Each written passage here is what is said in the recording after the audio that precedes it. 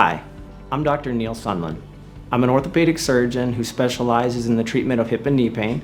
So one of the great things about being a group, a size, the size that ours is, as well as diverse of surgeons as we have, is anytime I see something that's just not, just a little bit out of the ordinary, I'm making phone calls, texts to my partners on a regular basis. Hey, what do you think here? Have you seen this?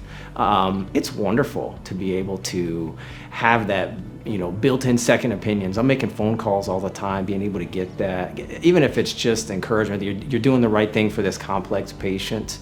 Another thing that we understand is that it can be very difficult as a patient to navigate the healthcare environment, right? So we also understand that injuries seem to more often than not happen after hours or at a very inconvenient time. So one thing that we've developed in response to that is our express care, available at both of our main offices.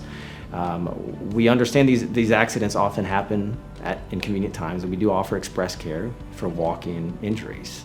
Additionally, we also understand that navigating things can be very difficult between facilities, so we try to offer as many things we can within our umbrella, including both physical therapy as well as advanced imaging, including MRI and then x-rays right there in the office.